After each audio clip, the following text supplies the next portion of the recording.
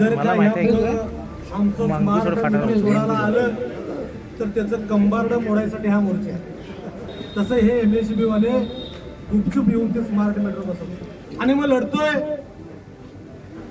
तो शिवसैनिक रस्त्यावर येतो. तर पहिलं त्या ठिकाणी त्या आजऱ्यातला शिवसैनिक जाऊन त्याचं कंबार्ड मोडल्याशिवाय राहणार नाही. शिवसेनेचा मोर्चा आहे, त्यांना माहिती आहे की शिवसैनिक आत घुसली तर यांच्या टेबल खुर्च्या त्या ठिकाणी राहणार नाहीत.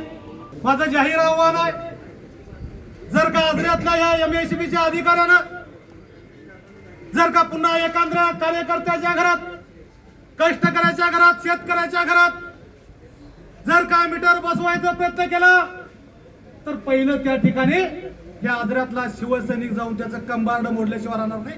त्याला उद्धव बाळासाहेब ठाकरे पक्षाचा शिवसैनिक. अरे तुम्हाला लाज वाटली पाहिजे. ही अदानीची कंपनी ह्या देशामध्ये नरेंद्र मोदींनी आणली. त्या अदानीला इथल्या गायरांच्या जमिनी विकल्या. त्या अदानीला त्या महाराष्ट्रातल्या सरकारी हक्कातल्या जमिनी दिल्या.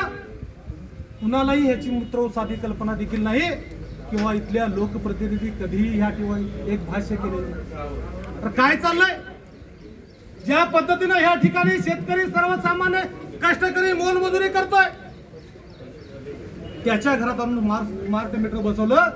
कारण जर का एखाद्या वेळा त्या माणसानं जर बिल नाही भरलं तर मित्र थेट लाईट बंद होते. अशी पद्धत या अदानीनं आणली.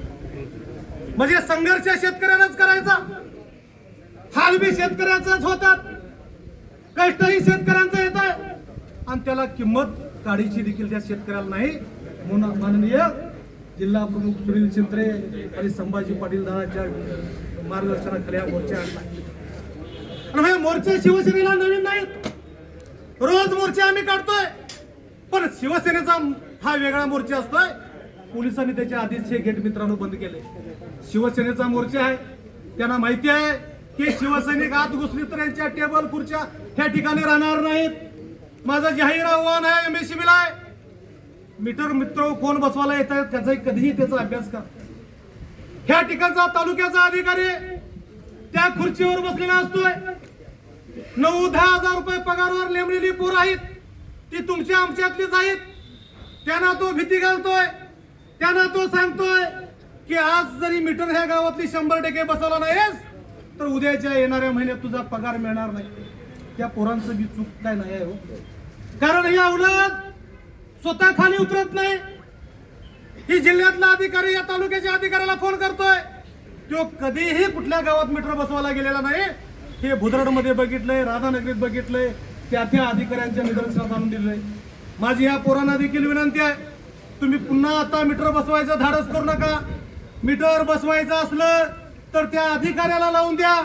त्याच्यात हिंमत असली तर तो त्या कंझ्युमरच्या घरात जाऊ देत आणि मीटर बसवू देत. अशा पद्धतीची भूमिका घेऊन आज शिवसेनेचा मोर्चा आलाय.